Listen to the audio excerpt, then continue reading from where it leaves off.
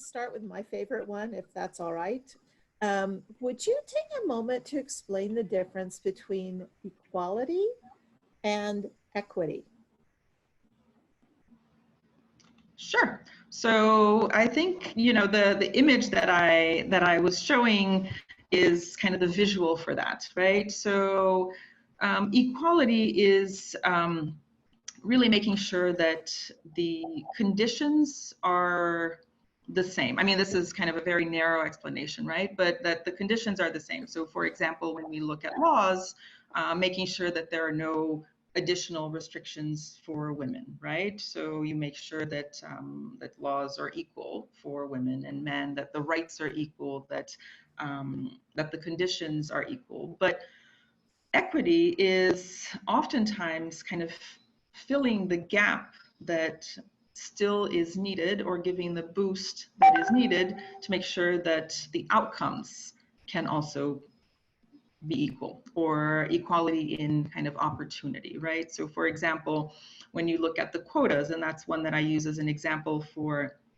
kind of the equity and looking at affirmative policies. So even though you don't necessarily have different conditions for men and women accessing company boards or leadership positions in practice, or political representation, in practice, you don't see the same numbers, right? And so what are some of these gaps, and how can policies make it more equitable? So how can they kind of give that extra boost to make sure that you know, the outcome or the results can be more equal? And so that's just a little bit, the visual was more kind of, you know, the shorter person gets kind of this extra boost in the platform they're standing on to be able to see, because of course people are not the same, and you can take this to different levels, of course, right? And don't necessarily have or bring the same skills. So a lot of the barriers that constrain women come from, again, the barriers that started at a young age with, you know, kind of education, with society and all that. So how can you kind of fill that gap until you do have the equality that's necessary to, and then you can potentially remove, right? So that's the issue, that's the idea with the quotas, that these are temporary measures. And once you get to equality in outcomes, or at least closer to that, then that becomes kind of the new status quo, both in mindsets and in access. And then you can remove the kind of this little, the extra boost. So that's a little bit of the idea. I appreciate that. And one of the reasons I asked, the primary reason is we couldn't see the equity half of the slide. So the visual didn't help us. So thank you for the explanation. And as a reminder to everyone, we'll be sending out the slide deck, you know, when this presentation is over. So, all right, ready for the next question? Sure. All right. So, how do you change bias? Well, so I think I gave some of the examples. Again, this is not not the work that we do directly, right? But I do also kind of look into this and work, because this is obviously very much connected to all the constraints that go into advancing gender equality, right? So changing bias is changing how we associate things, how we perceive things. So a lot of the work that I was showing there has to do with the implicit associations that we make, right? And so a lot of these start at a very young age, both within the home with our education, but what we see around the world, right? And so part of it is at a certain age, and this is quite a young age, kind of our associations and the way we kind of connect things and the lens through which we see things is biased already, right? So that's what this research shows, is that we're all biased at this point, right? When we get to kind of adulthood. And so the way you can change this and or help counter this bias for when you get to this point is, again, using mechanisms that can remove some of the elements that lead to the associations that produce inequality in outcomes, right? So what I mentioned, the resumes, you take out the gender, any mention to gender. You take out the names. There's been work, for example, and this is looking at the gender pay gap and the salary gap, inequality in pay for women. There are laws now, for example, and company policies that don't allow employers to ask, what was your last salary or your salary at your last employment, because that also determines and can create a bias. They might offer you a salary based on your previous one. And so that's not an equal way of comparing candidates or comparing salary offers, for example. But in that kind of starting point, it is changing mindsets in society and in culture. And I think we're doing that. And so it's role models help to change that again, for children and for young girls who see women pilots, who see women presidents, who see women leaders. The bias that they will have regarding access and their capacity to reach these positions is very different from those who didn't see that, right? There was another study that was quite interesting, and I think this was Finland, but the country that it had and has had a female leader at the top, state leader for many years, and then they went around and they were doing this research with young kids at school and boys, and they asked a young boy, a 5-year-old boy, if he would like to be president when he grew up, and his answer was, well, men can't be presidents, and so it just shows how much what you see affects your bias towards what you can do and how things are acceptable or not, what's the norm, what isn't. So it's little things. So it's changing mindsets. It's part of this is a longer term process because it does start at a very early age for this, but it's again, role models, training, leadership, mentoring, support, and kind of all the work around changing some of these implicit bias. So many of the things we're doing, we're just not doing it for kids at a young enough age. So 4 of our scholars are women. And one of their questions was, what could they do to impact younger girls who might also want to become scientists? And I wonder if you gave some of the answers just in your previous one. Is there anything you'd like to add? I mean, I think it kind of goes to a lot of what I mentioned, but I think, in their personal capacity, I think it's just taking a very active stance on being, I think, positioning themselves in a way that they inspire other girls, whether it's, being visible about their work and the fact that they're women doing this type of work, whether it's, offering mentorship when they have that capacity, being leaders and being role models themselves, kind of creating these networks and supporting younger generations coming into these fields. I think that's a lot of from a personal capacity that can be done. Really, it's kind of encouraging young aspirants to join by being an example themselves and being visible about their work and the fact that they're doing this work, and then proactively reaching out and supporting other women. Thank you. Well, I'm going to move now sort of from this personal impact to more of the systemic impact in the questions. This is a long one, so forgive me as I read it. The literature finds connections between women in government, promotion of women's issues, government spending, as well as population health. Can you provide examples of countries where women in legislative bodies or as the executive have resulted in better public health policies and outcomes? So I mean, I wouldn't have an exact example with kind of countries and figures in the health sector, especially that's not necessarily the area that I look at, but that is true in general. I mean, what we know, and this is again from evidence and studies, that women legislators and women in kind of decision-making positions do focus more on some of these areas like health, education, well-being in terms of both policy making, but also in terms of priorities in their work.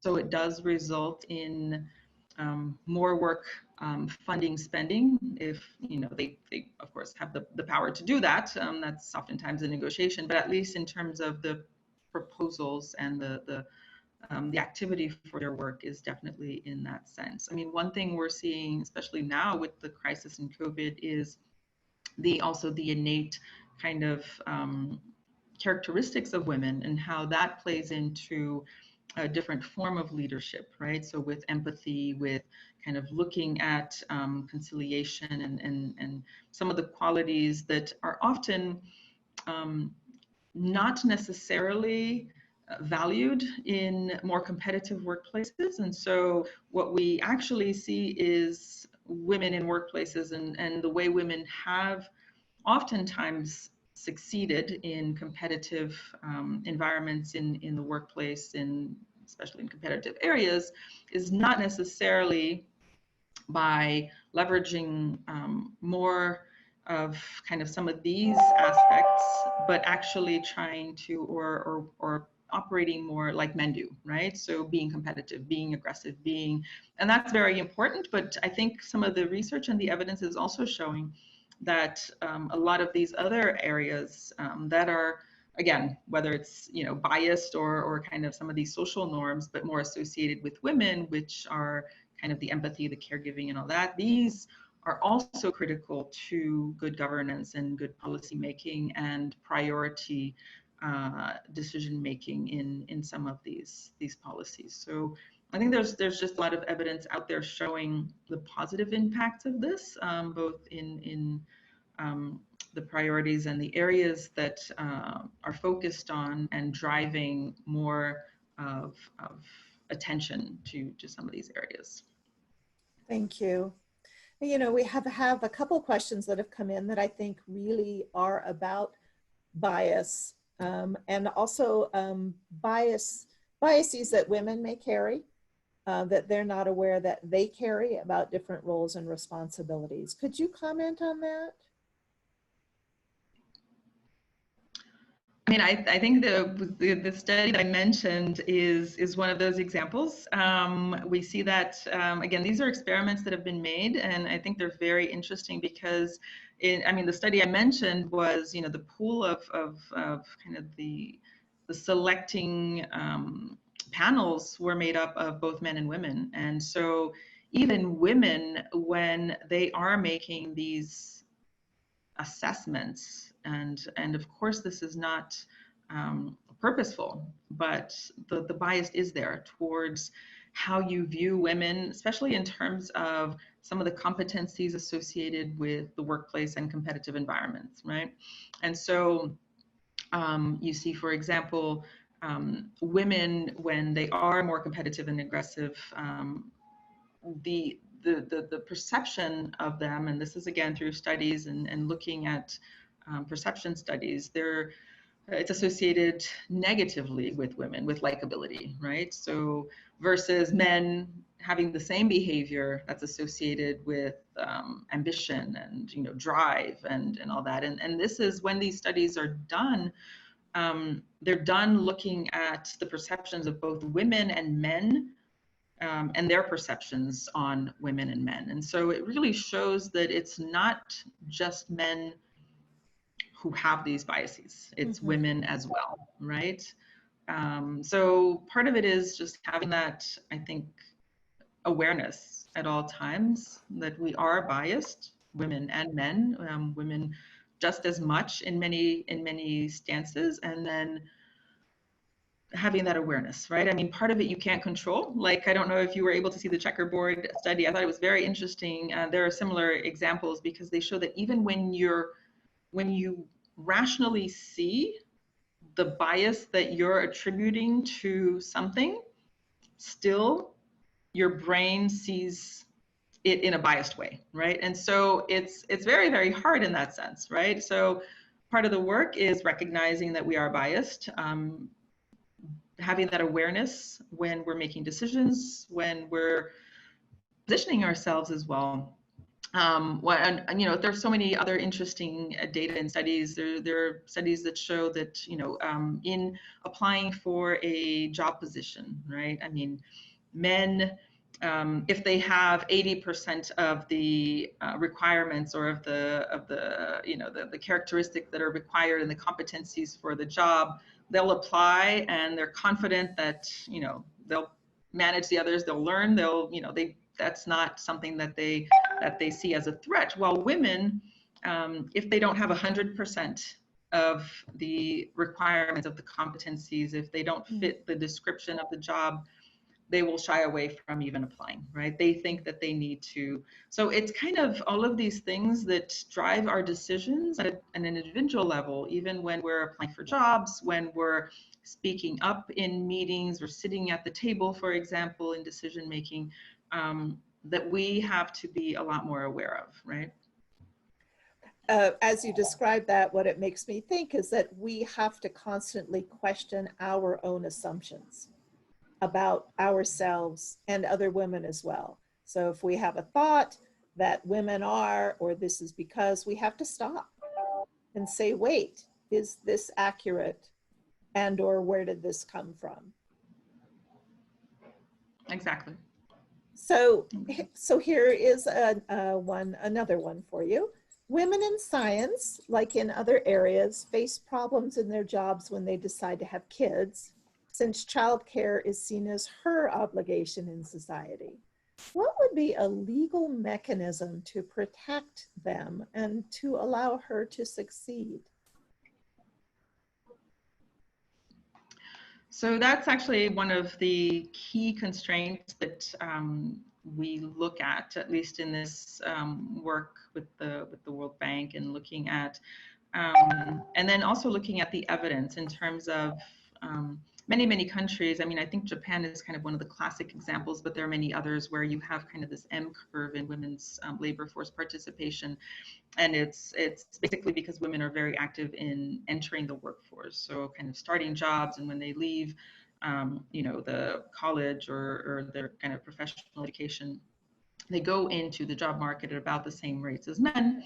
And then when they start getting married, having children, they drop out, and then they drop out for quite a long time, and then they come back in, but they come back in either part-time positions, in kind of less senior roles. I mean, one is they've of course lost out on a lot of the time that they kind of, you know, were exposed to the job market and the workplace, but also they still have the kids that they're kind of taking care of, right? And so, and you see this around the world.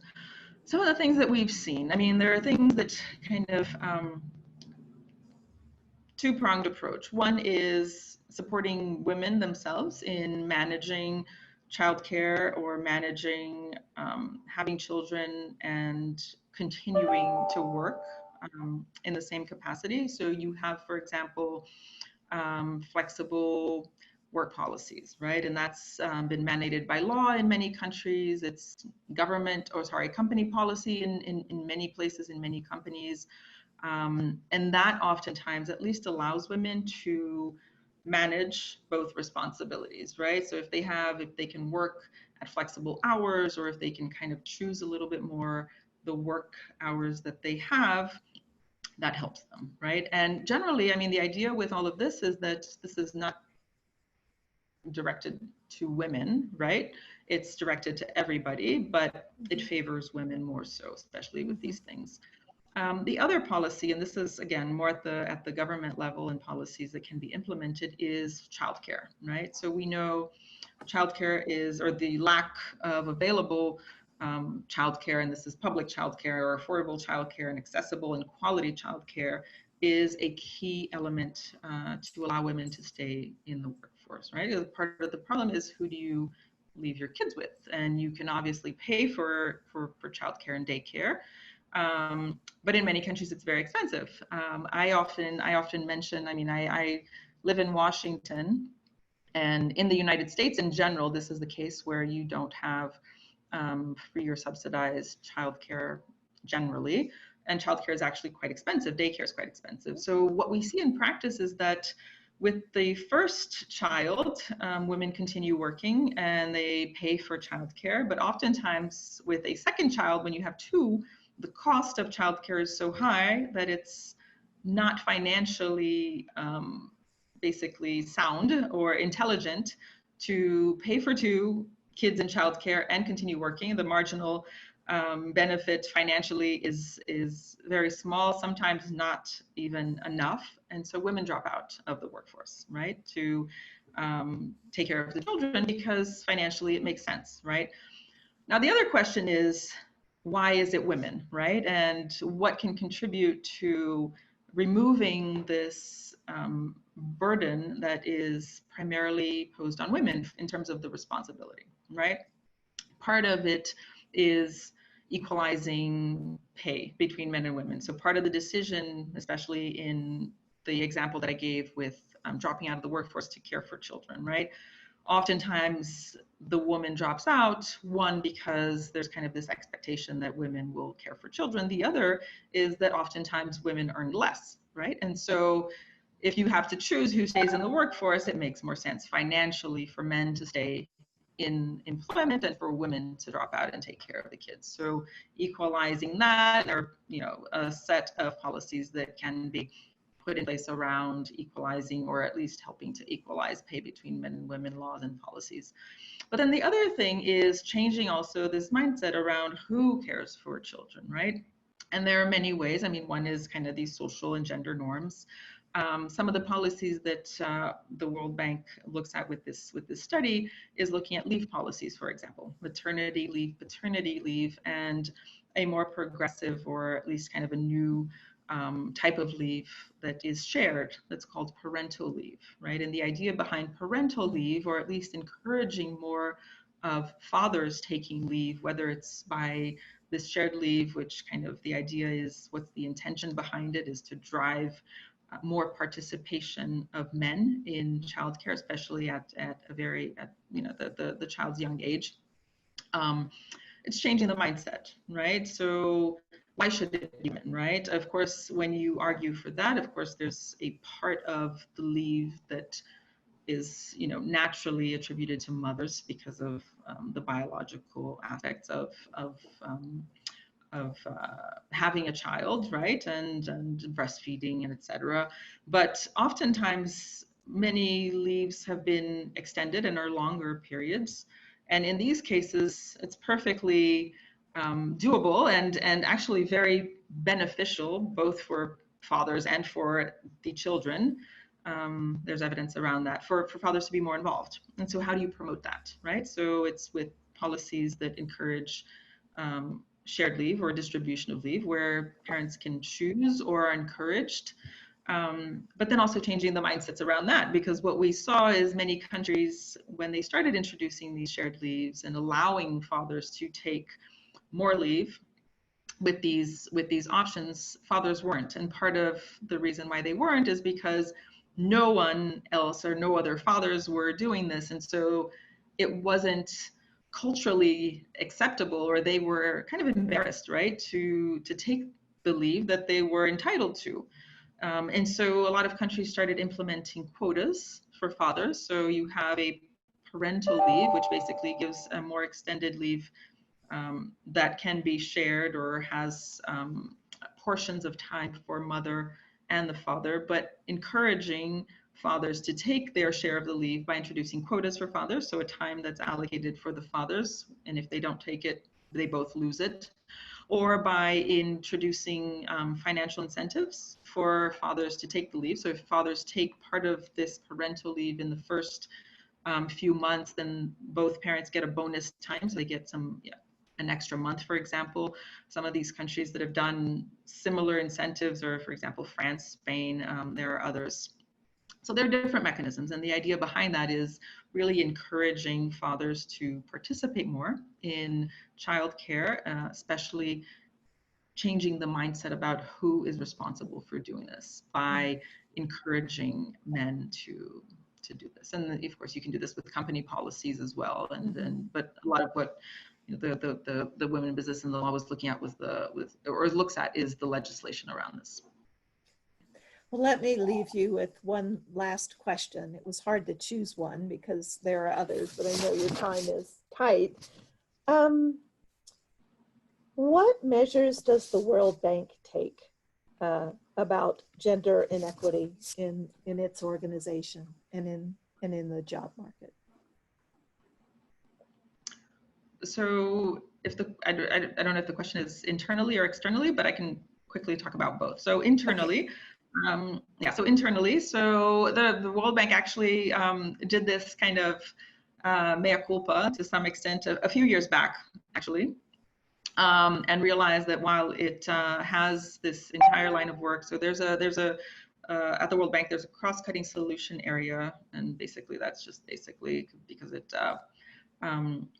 is embedded or should be embedded in all of the other areas that the World Bank works on, focusing on gender, right? And so part of the work that it does is making sure that all of its thematical work, whether it's education, health, water, sanitation, all of the other areas that the World Bank looks at, there is kind of this gender lens, right? Mm-hmm. So it started adopting a few years back what's called the gender tag, and so basically the work that the World Bank does should have this gender lens that is put on projects and operations. And really the idea is seeing, you know, how can this work, how can this project, how can this operation identify a gap, and is there an option or a solution within the project that can help close this gap? So that's been with its work in countries internally, and that's actually what I started talking about, is a few years back, it's this mea culpa saying, you know, we work on this, but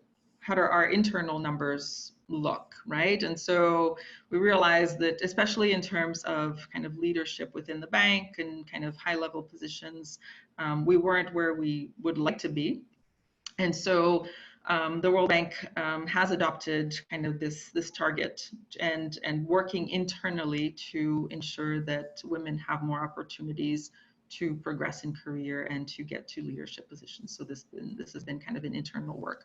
That's kind of internal, external, and then of course the work that it does more specifically focusing on working with countries directly, and that's the work that I'm doing, for example, which is supporting countries in for example, reforming laws and implementing more kind of gender neutral policies. All right. And many others.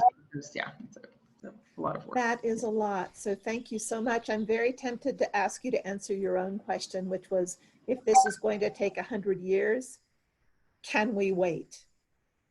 What's your answer to that?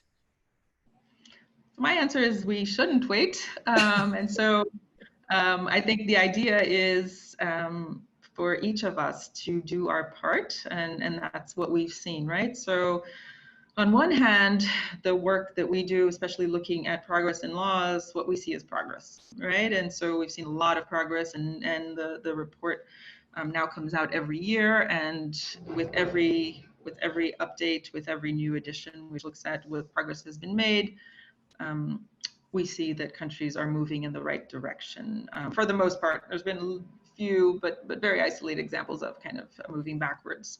But what we see is that it's not fast enough, right? So that's the kind of the weight, is we're not moving fast enough. And I think there's no kind of silver bullet to this. I think for each of us, it's doing our part, whether it's in our personal capacity, in our own kind of home, work, society environment, and having more of this gender lens when we kind of look at things and we do things, making sure that we're aware of the bias and that we're aware of the inequality, and seeing how we can find a somewhere where we can impact this, whether it's again through our personal mentoring. So I mean, these are other things that I do, right, on whether it's within the World Bank or kind of more in a personal capacity. And then encouraging and, you know, kind of encouraging and supporting both governments in doing this, and in the business sector and in academia and, you know, science and technologies. It's doing things like what you're doing. It's having, you know, programs and making sure that there is gender balance in the selection process, and, you know, and do it in a very clear way. So I think it's up to each and every one of us, and that, you know, we're all to benefit from narrowing that time frame in terms of getting to gender equality. Maybe we can get it to 98 years. Hopefully less. Well, we'll see, but yeah. All right. Well, we want to thank you. Yes. Yeah. Well, I want to thank you so much on behalf of everyone at Dimension Sciences for being here today and sharing your expertise. And we really appreciate it. And we really appreciate your support. So thank you so much for being here. Thank you. It's been my pleasure. I hope that everyone enjoyed. I mean, I see a few of the questions that are here in the chat, but if there are others, or if this is something you can share with me, and I apologize again for the slides that were cut off a little bit, but hopefully it was enough to understand. And then, as you mentioned, I'll be happy to share the presentation. Thank you so much. And as a close for everyone, thank you for being here. We have recorded this, and so we'll send it out. If you have any friends that you think might be interested, please send it to them. And to learn more or perhaps adopt a scientist, go to our website, please. Follow us on Instagram, Facebook, Twitter. We again thank you so much for being here, and have a very good rest of your Monday. Thank you again. Thank you. Thank Bye-bye. you. You too. Thank you for the excellent moderation. Thank you. Bye-bye. Bye-bye.